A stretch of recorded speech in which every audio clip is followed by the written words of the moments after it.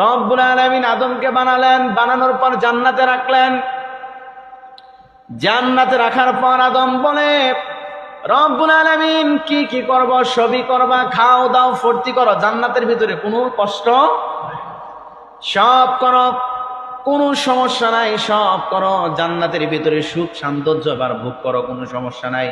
কিন্তু কিছুদিন যাওয়ার পর সব দেখে কিন্তু কোনো জায়গায় বিছানার উপরে গাছের গোড়ায় গিয়ে আদম মন খারাপ করে বসে।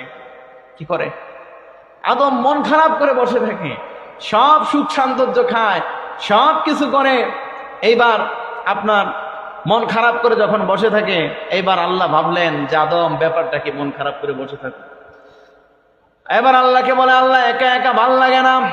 রব্বুল আলামিন আদম আলাইহিস সালামের বাম পাজরের হাড় থেকে বিবি হাওয়াকে আবার সৃষ্টি করলেন। বলেন তো কি করলেন? বাম পাজরের হাড় থেকে বিবি হাওয়া আলাইহিস সালামকে সৃষ্টি করলেন। সৃষ্টি করার পর এইবার বিবি হাওয়া আলাইহিস সালামকে আদমের সামনে জান্নাতের ভিতরে ঘোরার অনুমতি দিলেন। আদম আলাইহিস সালাম বাম পাজরের বাঁকা হাড় নিয়ে এইবার হাওয়া আলাইহিস সালামকে বানালেন।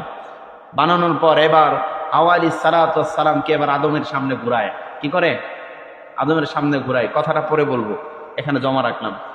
এই জন্য দেখবেন মেয়ে লোক যারা আছে, মহিলা মানুষ যারা আছে, এরা একটু বাঁকা স্বভাবের হয়। কি স্বভাবের?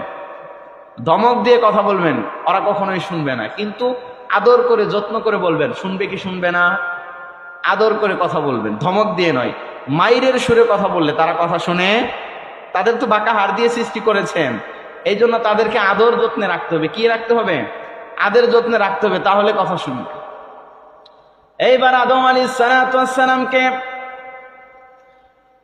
যখন বললেন, হাওয়া আলাইহিস সালাম এবার সামনে ঘুরে। এইবার বলেন তো, এমন কোন পুরুষ মানুষ আছে যে মানুষ মহিলারা সামনে ঘুরলে তাকায় না?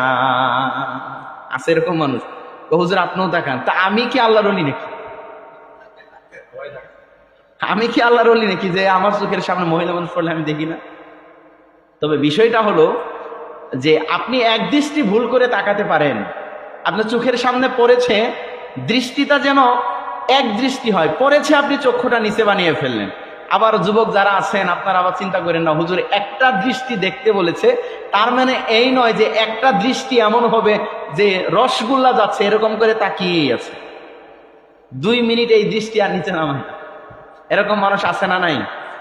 বিশ্বনবী বললেন, মুহাম্মদ রাসূলুল্লাহ বললেন, যদি ভুলক্রমে কোনো দৃষ্টি যদি বেগানা নারীর উপর যদি পড়ে যায়, তোমার রব্বুল আলামিন তোমার প্রথম দৃষ্টিকে মাফ করে দিবে। আর তুমি যদি দ্বিতীয় দৃষ্টি যদি তাকাও, তাহলে তোমার আমলনামায় জিনার গুনাহ লেখা হবে। এই জন্য যদি একটা দৃষ্টি পড়ে, একটা দৃষ্টি যদি পড়ে, তাহলে সেটা আল্লাহ তাআলা মাফ করবে। আপনি দেখে ফেলেছেন, অসতর্কতা বশত আপনি দেখে ফেলেছেন, আর দেখেন না।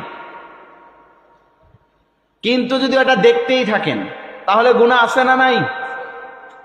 আদম আলাইহিস সালাম বিবি হাওয়া আলাইহিস সালামকে ধরতে যায়।